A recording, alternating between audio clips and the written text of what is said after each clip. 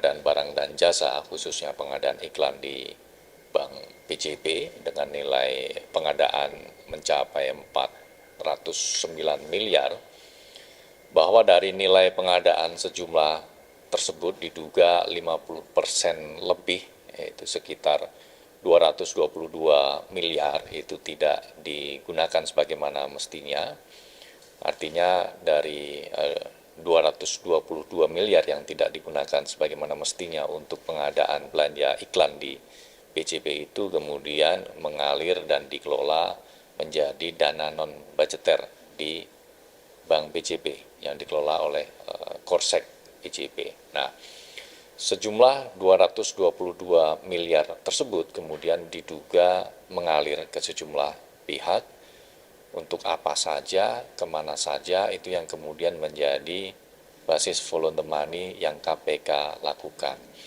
Sehingga dalam penanganan perkara dugaan tindak pidana korupsi ini, KPK tidak hanya fokus terkait dengan proses dan mekanisme pada pengadaan barang dan jasanya saja, di mana dalam proses pengadaannya diduga ada pengkondisian-pengkondisian, sehingga vendor atau penyedia barang dan jasa, yaitu terkait dengan penyediaan belanja iklan itu, sudah dikondisikan siapa yang menang. Kemudian nanti dari jumlah paket 409 miliar itu sudah disetting ya, bahwa sebagiannya adalah masuk sebagai dana non-budgeter. 54%-nya yaitu 222 miliar. Ya, di sini KPK mendalami dan dalam perkara ini KPK sudah menetapkan 5 orang sebagai tersangka ya, dalam proses pengkondisian pengadaannya. Nah, kemudian dalam pelacakan asetnya ya, dalam penelusuran terkait dengan dana non budgeter tersebut, KPK kemudian menyusuri kepada pihak-pihak lainnya yang diduga menerima aliran dari dana non budgeter tersebut. Di antaranya KPK telah melakukan pemeriksaan kepada saudara RK dan pada pemeriksaan tersebut penyidik mendalami kepada Pak RK mengenai aset-aset yang dimilikinya, ya, termasuk aset-aset yang dilaporkan di LHKPN. Apakah ada perbedaan, mengapa ada yang belum dilaporkan, dan sebagainya. Termasuk juga soal penghasilan. Ya. Karena pada saat tempus perkara, yaitu 2021 sampai dengan 2023, Pak RK ini menjabat sebagai Gubernur Jawa Barat, ya, sehingga ini didalami. Termasuk juga penghasilan resmi sebagai gubernur. Berapa, dari mana saja, itu juga didalami oleh penyidik. Ya, termasuk apakah ada penghasilan-penghasilan yang diterima lainnya oleh Pak RK ini. Tidak berhenti di situ, KPK juga terus menyusuri apakah kemudian dari Pak RK ini mengalir lagi ya uang-uang tersebut. Sehingga dalam prosesnya KPK juga telah memanggil Pak IH terkait dengan pembelian mobil antik yang dilakukan oleh Pak RK ini, ya, di mana dalam proses jual belinya ternyata belum dibayar lunas, masih sebagian, sehingga ketika KPK melakukan penyitaan terhadap mobil itu, kemudian pihak Pak IH menebus ya sejumlah uang yang dibayarkan oleh Pak RK atas mobil antik itu, ya, sehingga dari pembayaran kembali atau penembusan yang dilakukan oleh Pak IH ini juga kemudian dilakukan penyitaan oleh KPK sebagai proses pembuktian sekaligus langkah awal KPK untuk aset recovery. Termasuk juga dalam menyusuri aliran uang dari Pak RK ini, KPK juga telah memeriksa saudari LS, ya, LS atau LM. Ya. Kita mendalami apakah ada aliran-aliran uang dari Pak RK kepada saudari LM ini. Ya.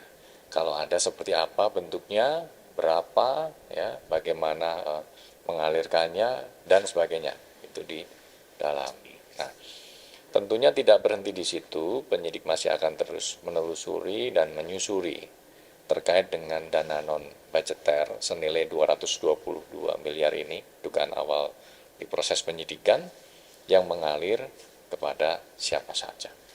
Mungkin berarti untuk jadwal dari istri Pak RK sendiri sudah dijadwalkan oleh KPK atau seperti apa? Sampai dengan hari ini belum.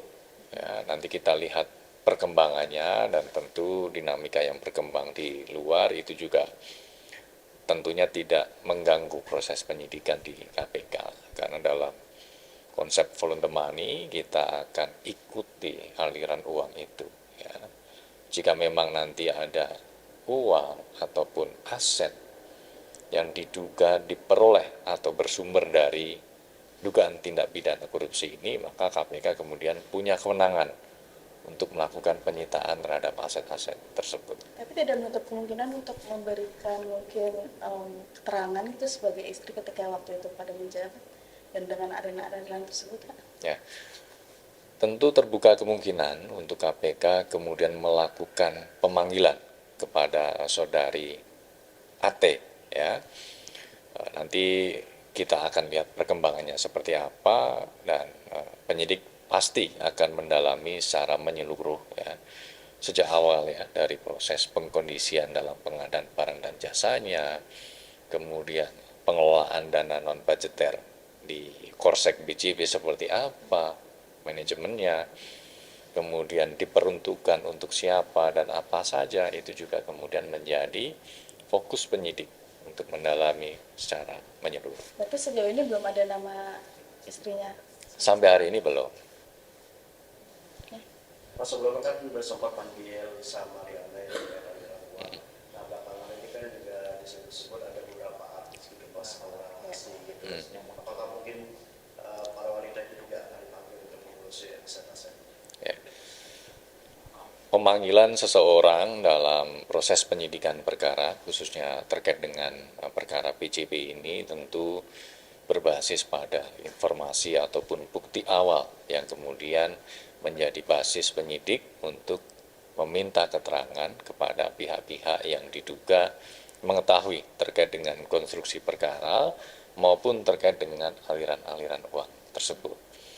Tentu semua terbuka kemungkinan KPK untuk memanggil siapa saja yang diduga mengetahui ataupun diduga mendapatkan aliran uang yang berkaitan dengan dugaan tindak pidana korupsi di PJB ini. Sejauh ini ada beberapa wanita sih, Mas, ya, uang yang mengalir dari RK, Mas. Ya, belum bisa kami sebutkan. Ya, Jadi, ini kan ada sejumlah aliran. Selain dari Nisa, Ini yang masih terus didalami, ya, alirannya kemana saja. Apakah ke pihak-pihak lain, apakah untuk pembelian aset, nah itu yang semuanya juga didalami. Oleh karena itu ketika melakukan pemeriksaan kepada Pak RK ini juga didalami terkait dengan aset-aset yang dimiliki oleh Pak RK. Sumber perolehannya dari mana, ada di mana saja, kemudian mengapa misalnya belum dilaporkan di LHKPN, nah itu seperti apa.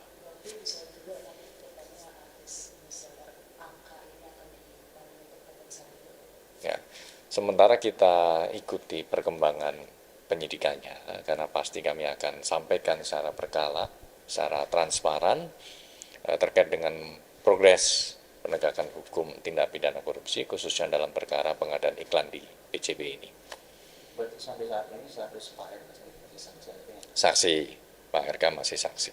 Biasanya butuh proses berapa lama sih paling lambat biasanya deadline-nya KPK untuk menelusuri semua? Ya, tentu setiap perkara memiliki kompleksitasnya masing-masing, ya, bukti-bukti yang dikumpulkan tidak hanya dari pemeriksaan kepada para tersangka, para saksi ataupun pihak lain, tapi juga bukti-bukti bisa dilengkapi dari kegiatan penggeledahan, ya, di mana dalam perkara ini juga penyidik telah melakukan penggeledahan ke sejumlah lokasi, di mana dari penggeledahan itu KPK menemukan sejumlah barang bukti yang kemudian itu untuk dikonfirmasi kepada pihak-pihak yang mengetahui terkait dengan informasi ataupun keterangan yang ada di barang bukti tersebut.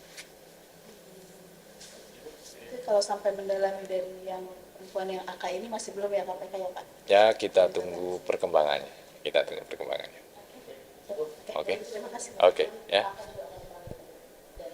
Kita ikuti perkembangannya ya, tentu dalam proses penelusuran volume money KPK terbuka kemungkinan ya untuk melacak kemana saja aliran uang dari TPK dugaan tipikor dalam pengadaan iklan di BJP ini.